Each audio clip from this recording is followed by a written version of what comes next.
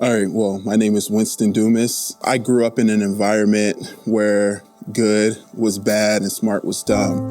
And I had really good parents that taught me right from wrong. But the issues I had growing up is that when I was following these really great instruction, I would get made fun of. It slowly led to me making decisions that was totally out of character and deep down I knew was wrong. I was blessed with the opportunity to play football, and I was blessed with an opportunity to receive a full ride scholarship to Mississippi Valley State University. The problem was, again, I was trying to seek approval of others that I shouldn't have. I just kind of went down this bad trail of bad decisions, just morally bankrupt basically. And I made decisions that led to me getting expelled from the university. And I went from being a starting athlete to working at a grocery store as a bagger for a whole year. So I was thinking that my opportunity was done. I was never going to college again. And then I just randomly get this call from an old coach. And then the wild thing was, it was a Christian college. So I'm like, okay, yeah, I'm going to go. I ended up graduating from the university, and I got blessed with an opportunity to play for the Coventry Jets in Coventry, United Kingdom. We ended up making it to the championship, first time that our team ever made it. As we celebrated, I drunk way too much. I drunk to the point that I blacked out. Due to my decisions, I played terrible in that game. But we ended up losing, and kind of depression kind of sunk in. So next year I was like, I'm going to try harder. And I end up tearing my ACL in both sides of my meniscus on my left knee. My career was done. The reality sunk in. And again, whereas football was used to fill that hole in my heart, it was gone. So I felt empty. And it's just this deep depression. I remember staying in my room and not leaving. I just didn't care anymore. I didn't feel anymore. The biggest thing that gave me pleasure and made me feel whole was gone. Throughout life, you're going to face all kinds of obstacles. What is the greatest obstacle that you are facing in life right now? What is the greatest obstacle that you have to hurdle over in your marriage, in your thought life, in your home, in your workplace, in your neighborhood, in your friendships? What's the greatest hurdle that you got to get over? It's an obstacle getting in the way of our city flourishing, of our nation coming together in unity. What are the greatest obstacles? What is the greatest obstacle getting in the way?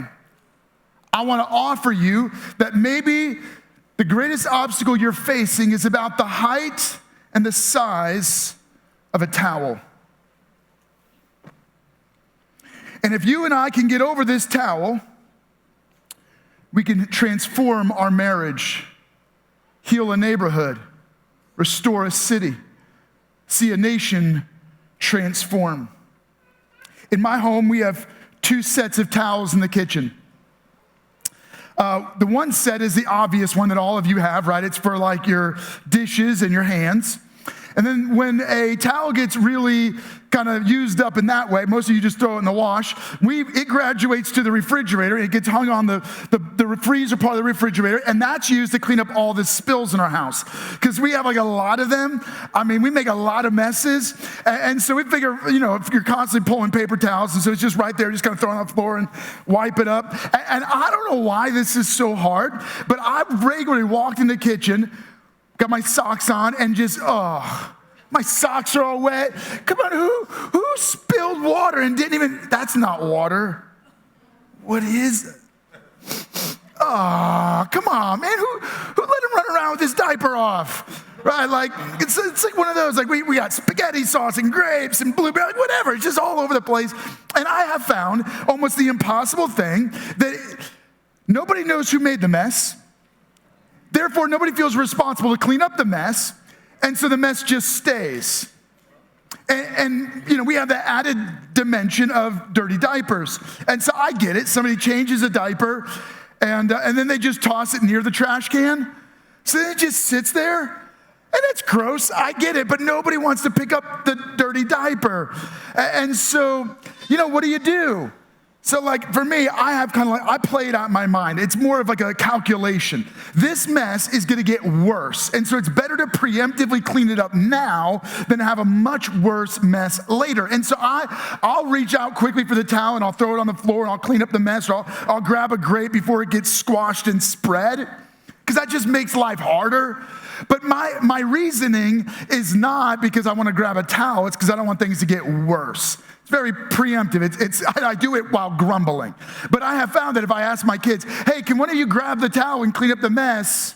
Well, I didn't make the mess. I didn't do it. I don't care who did it. I need somebody to clean it up. Greatest obstacle in our life is that no one wants to reach for the towel. In our workplaces, in our homes, in our neighborhoods, in our nation. Nobody wants to get down on one knee and wipe up the mess. And so what keeps us from cleaning up the messes? Because we feel entitled. I deserve. We feel like we have a right to be served. They should be serving me. I don't have to serve them. And so we become a little bit narcissistic, self-absorbed. We're quick to find fault in others, but not in ourselves. So then we have a hard time submitting to authority and respecting those in leadership over us. And what I just described is really something called selfishness and pride. See, every symptom has a sickness, as we've learned over this past year. And every fruit is connected to a root. And the fruit that you see in all these areas of your life that keep you from the towel is rooted in selfishness and pride. Now, there's something interesting about selfishness and pride. It's something that you can see through the window, but it's nearly impossible to see in the mirror. You can right now think of people in your life that are selfish. There's someone you know who has pride in their life and it's getting in their way. It's an obstacle in their life. But what is really clear to see through the window is nearly impossible to see in the mirror. There's a few areas of our life like this. Greed is one of those. You can see it in the window, but you can't see it in the mirror. And pride is very similar. You don't recognize when you're being selfish. You don't recognize when you're proud and that pride is getting in your way. It's an obstacle. But it shows itself in symptoms. Symptoms where it's hard to grab the towel. Now, if you're starting to feel bad about yourself because, your first instinct was to squeeze your spouse's hand and be like, he's talking to you right now. Come on. I know that's how all of us are, because you can see it in the window. Probably the God who loves you is squeezing at your heart right now. Because even if you can't see it, the Holy Spirit can see it in you. And that's how we recognize it, is God kind of prompts it in our heart. And so that, at the very least, I can comfort you with this encouragement. You're not the only one, and people that were closest to Jesus struggled with the same thing. In fact, Jesus hit this topic regularly. Last week I talked about the way of the child, and the way Jesus introduced the child was he said, you want to know what greatness looks like? And he brings a child close to him.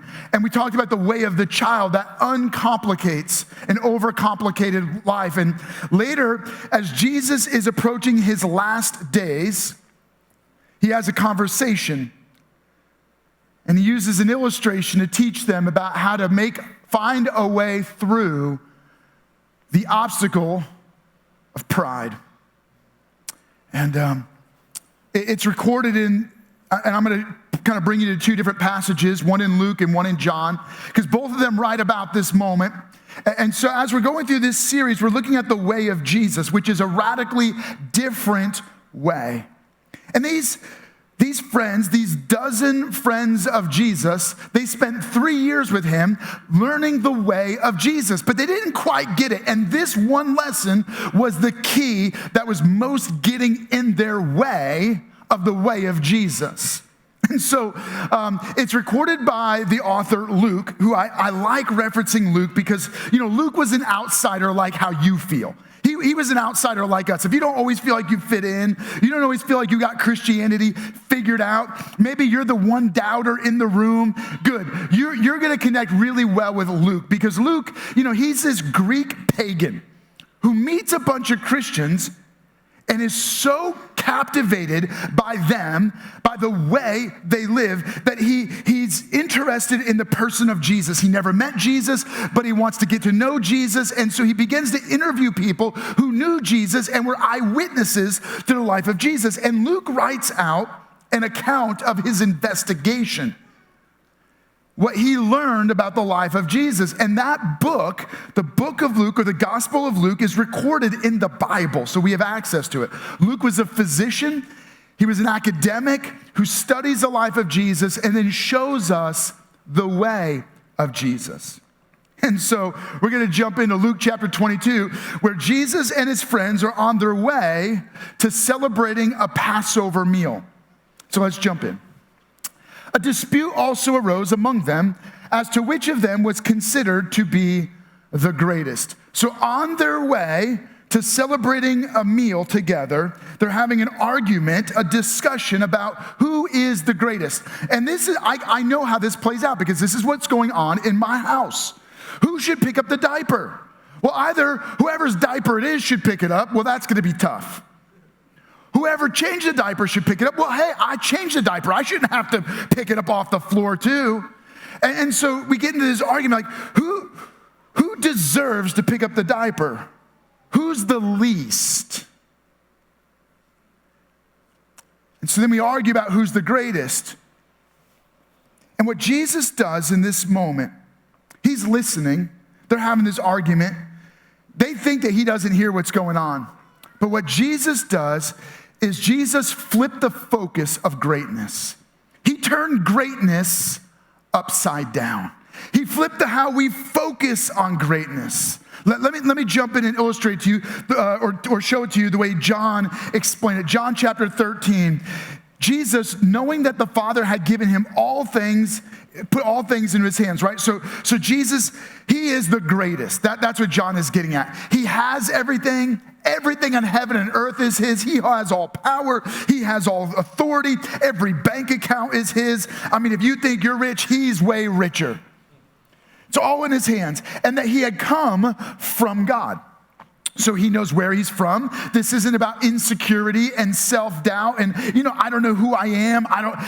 Somebody who doesn't think a lot about themselves might think that they're less than others. Maybe you've allowed insecurity and self-doubt to kind of creep in, and that's what makes you feel less than others. Or maybe you know where you're from, and that makes you feel like you're better than others. Jesus knows that he came from heaven, and he was on his way to heaven. He's going to heaven, which means he knows his future. He knows that he belongs in heaven. He knows that he is God. He came from heaven, from God, and he's going back to heaven. Sometimes when we don't know where we're going, we start to feel insecurity. We get filled with doubt. We start to feel like we're less than others, and we let others push us around. Jesus wasn't insecure. This wasn't an identity issue. This wasn't some lack of confidence in who he was or where he was going. Knowing that he had everything under his control, knowing he was from God, knowing he's going back to God, he rose from the supper and laid aside his garments and took a towel and girded himself. And at that, he poured water into a basin and began to wash the disciples' feet and to wipe them with the towel with which he was girded.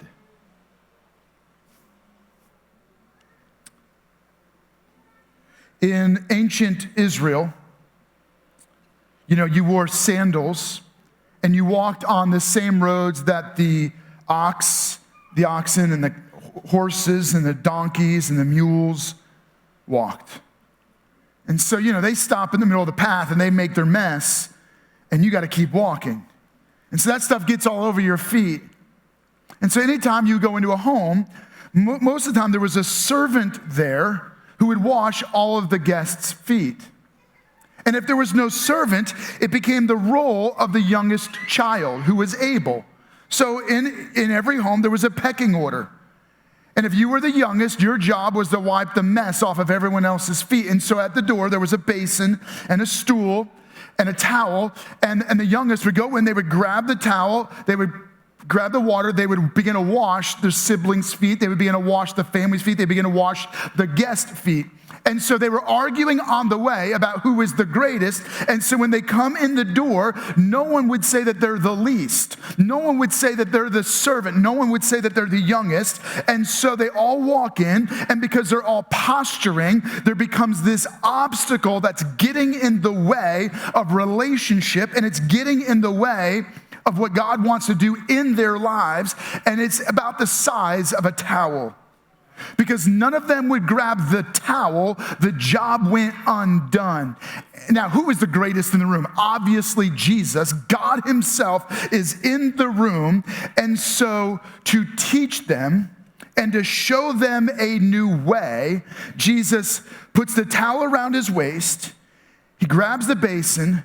He literally gets up in the middle of the meal. And he begins to kneel down, and you can kind of imagine it, can't you? You can kind of see Jesus kneeling down, and he begins to dip it in the water and begins to wash their feet, and he's teaching them. This is the obstacle right here. This is the obstacle in your marriage. This is the obstacle in your relationship. This is the obstacle in your workplace. This is the obstacle in our city that no one, because everyone's trying to figure out who is the greatest. Everyone's trying to posture themselves above someone else. No one is willing to take a knee and take a towel and begin to wash others' feet. So the filth in our life remains. The stench stays.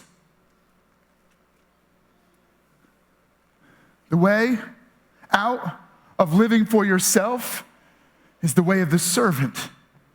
Not because you feel like you don't deserve to be served, not because you don't think you're worth anything, but because, like Jesus, you take the heart and the posture of a servant.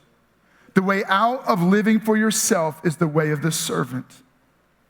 And the way out of pride is the way of the towel. Right here. This is the way out of pride. You want to overcome the obstacle of pride and selfishness in your marriage? The towel. You want to overcome the way of pride in your workplace where everyone's posturing to get ahead and get noticed and get known and get a promotion? The way of the towel. You want to know what will transform our nation? It's not reformation in the halls of Congress, but in the streets of our own communities, where individuals like you and me take a knee and pick up the towel. You know what keeps us from the towel? It's not just the root of pride. Interestingly, pride is rooted in something deeper, a spiritual sickness. A spiritual sickness called sin, where we turn away from God and we live life the way we want to. And the moment you turn from God, it sabotages your life.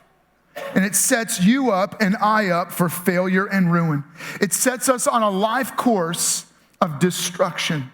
And it aims us toward a forever far from God, separated from all that is good. Sin. This devastating seed that grows deep roots into every aspect of our life. A seed that spreads roots of pride and selfishness that produce the fruit of ruined marriages and broken homes and destroyed workplaces and devastated finances. And they create health and mental health and emotional health crises in every one of us. But God, what we celebrate is the way of Jesus. That God stepped down from heaven where he rules as king and became a servant.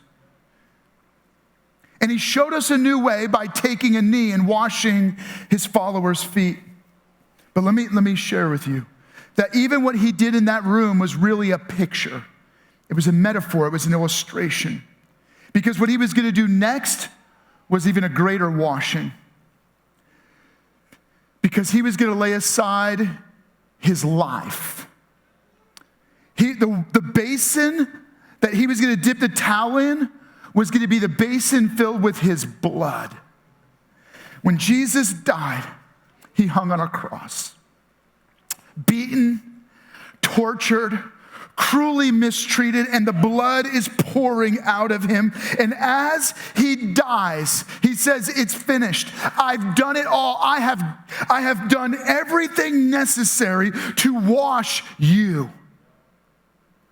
Here is your shower. Here is your cleansing. If you've ever felt dirty from life, if the way of the road has ever made you stink and feel gross and feel guilty and feel full of shame, I've made a way for you to get clean. See, his death was our washing. When you believe in Jesus by faith, here's what you're believing: that Jesus, God among men, died on a cross for us. He died to give us new life and forever life. When he died, the blood that he shed became our washing. Here's how Luke records it, that Jesus, after he washes their feet, he took bread and he gave thanks and he broke it and he gave it to them, saying, this is my body given for you, right? That's the point. The way of the towel is the way of Jesus' broken body. Do this in remembrance of me. And then he continues in the same way. After the supper, he took the cup, saying, this cup is the new covenant in my blood, which is poured out for you. That's the water and the washing. He goes, my blood is what washes you. My death is what cleanses you, because I died in your place to pay the penalty for your eternal death sentence. But Jesus not only died, he rose from the dead, and in his resurrection, he conquered sin. He freed us from the fear of physical death, because we know that we have eternal life, so that we never die. Jesus turned the good news upside down, right? Most of us, the good news is that I got a raise, I got a check in the mail. That girl that you were hoping you could have a date with said yes, right? That's our good news. You got that car you've always been wishing for. Like, something good happened in your life. The good news of the gospel is that Jesus was willing to die to give you life. And if right now, as you're going through life, the stuff of life has clung to you, it stinks. And no one in your life has been willing to take the towel to wash it off. The truth is, no one could. Only Jesus. But right now, Jesus is offering you the way of the towel. He wants to wash you, cleanse you, free you, and forgive you. He wants to give you new life and forever life. All you can do is receive his love. And if that's where you're at today, would you let us know? Right, you're saying yes to Jesus, and then you're just letting us know. And if you're letting us know, text the name Jesus to 81411. When you text us, you're going to get a quick link. Encourage you to fill that out, because if you fill that out, one of our pastors can follow up with you and help you as you begin this new journey through faith in Jesus Christ. I said that the way of Jesus is an upside down good news. Why? Because what Jesus did was he showed that power lifts up the powerless. Strength cares for the weak. Greatness is flipped and looks like a servant. Those who have much leverage it to give to those without. That's the upside down good news. And so there's a new way, and it changes our way into following the way of Jesus. And so I want to invite you, would you check out a little more of Winston's story? He's going to share a little about how that changed his life. Eventually, I got sick. I got real sick, and I remember waking up, I could barely move. It felt like negative 20 degrees. So they immediately admitted me into the hospital. I remember the nurse told me that basically they were waiting for me to slip into a seizure because my body temperature was so high. And when I was in the hospital, I just felt like God used that opportunity, because I couldn't go anywhere, and only person I can talk to was him. I look back at my life and I feel like he was trying to talk to me, but I was too busy and put him on the back burner. And I felt like finally that hole that I kept trying to fill it was finally being filled with God. And it finally put me at peace. Even through chaos, it put me through peace. And I wake up the next day to my nurse checking in on me.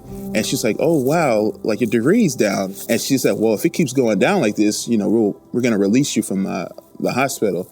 And it slowly finally went down. And I really started to realize that what I was feeling with football, God can only feel that. And I finally submitted to his will in that moment. I slowly got connected to Lifehouse through turntables. Spence realized that I really had a passion for helping youth because I felt like I should be a mentor just like how others were mentors to me.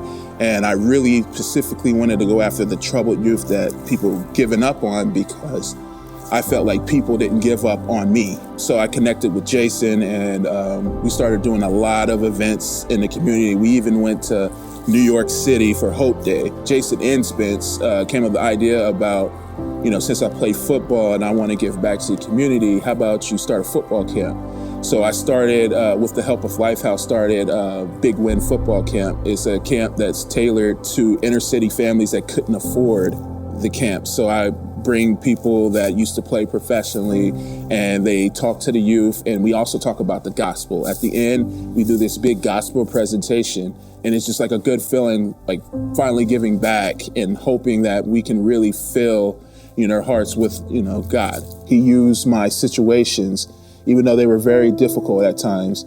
He used those situations now to where I can appeal more to troubled youth. Man, did you guys give it up for Winston? Did you see the switch?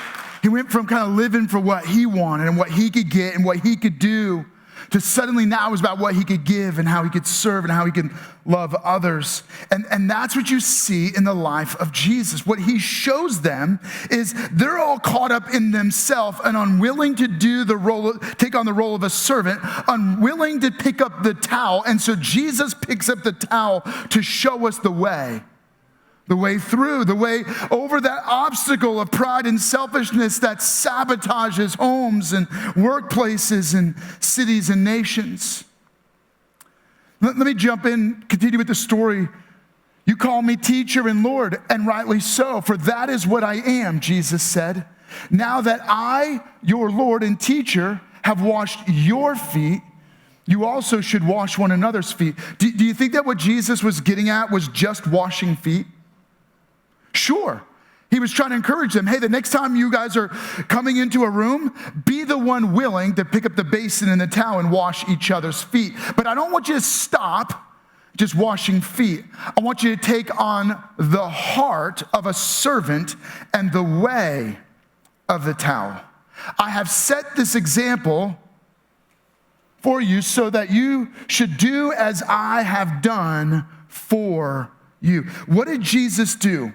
He laid aside his preference and began to serve. Preferring is serving.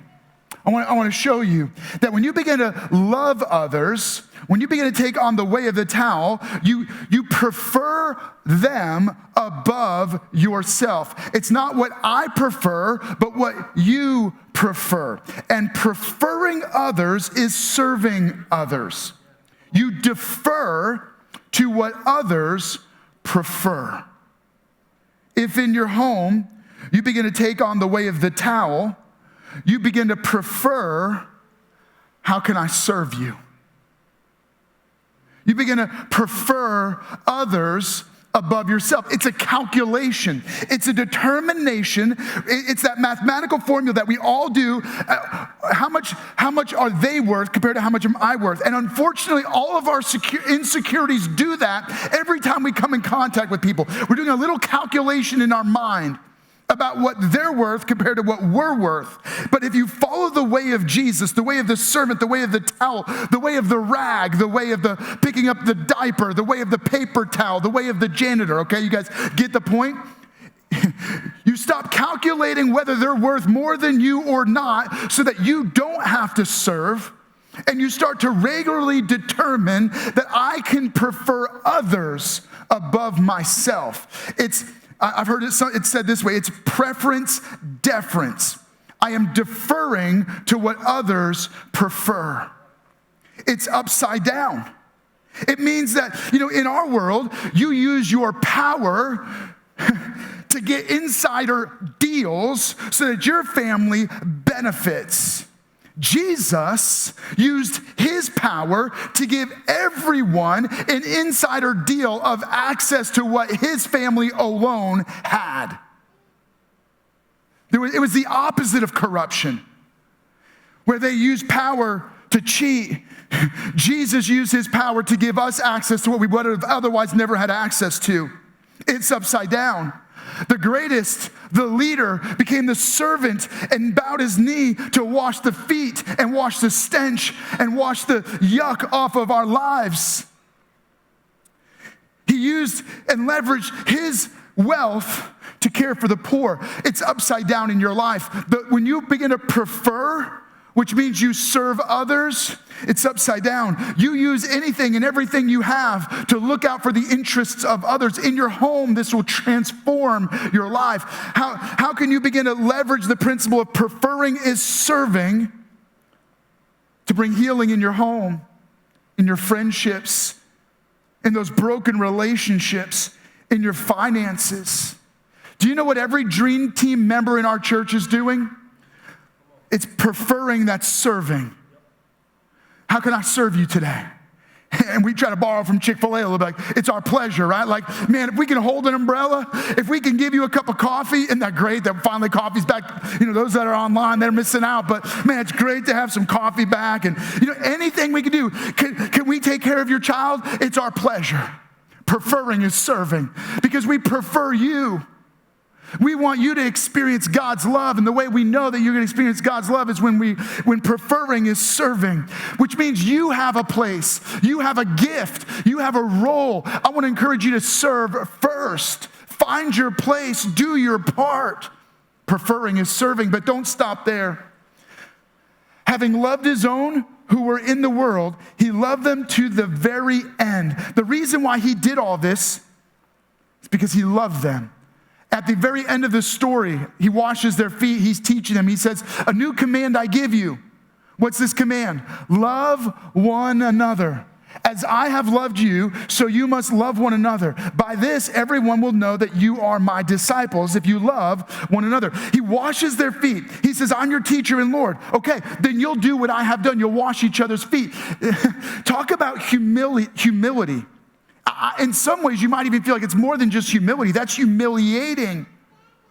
Well, here's what I know. Loving is humbling. Maybe make a note of that. Pride is the enemy of love. Because pride will get you thinking about yourself. Humility gets you thinking about others. Pride will sabotage love. And Jesus' way is the way of love. His motivation for serving, love. His motivation for walking in humility, love. The way of the towel is love. It's not that you think less about yourself. It's that you think about yourself less. It's not that you don't think you're worthy. It's that you know your worth in the eyes of God and you're willing to lift up others who don't know they're worthy. The only way they'll ever know their worth is if you leverage your worth in the way of the towel to let them know that their feet are worth washing. Loving is humbling. Religion's a bunch of rules. Your attempt to earn your way to God and prove to God that you're worth saving. And everybody's trying to find the loophole in religion. Love has no loopholes. Love is a whole lot less complicated, but far more demanding. Love will ask everything of you.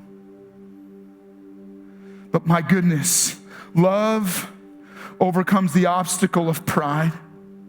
Love takes the knee and the towel and begins to wash each other's feet. Your home needs a little more humility, motivated by love. Your neighborhood needs a little more humility, motivated by love. Our city, a little more humility, motivated by love.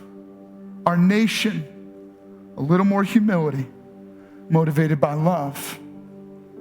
Not in the halls of Congress or in the executive office. That'd be great. But in our hearts, in the citizens of the nation, and those sitting in the seats of the church. People who choose preferring, which is serving, loving, which is humbling. Not consumed with myself and not looking for loopholes to get out of my obligations, but willing to wash and do my part and lift up others, taking on the posture of a servant. Right now, how can you pick up a towel for someone else in your life? Where pride has gotten in the way of you saying, I'm sorry. Pride has gotten in the way of you saying you're forgiven. Pride has gotten in the way of you doing the uncomfortable thing of serving someone else, of giving up credit when you want attention. How can you pick up the towel in your neighborhood, in your workplace, in our city streets? I promise that the moment you bend your knee, you take up the towel and you begin to wash the filth off the feet of others, our community will smell just a little bit better. It'll be just a little bit cleaner. It'll be just a little bit more holy and a little bit more whole. What's that one step, that one commitment you can make in the way of the towel? Let me pray over you.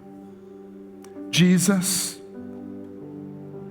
this one's tough. I mean, none of us come out because we want to hear about this really uncomfortable, demanding way of love, demanding way of the towel and the servant. Because we want to be served. We want to be noticed. We want to be greatest. But Jesus, your way is an upside down greatness that serves and gives and loves and prefers others above ourselves and is willing to walk in a love that is humble. And so God, for everyone that's listening, God, would you give them an invitation into the way of the towel? And may that transform their homes, heal their marriages, heal broken friendships.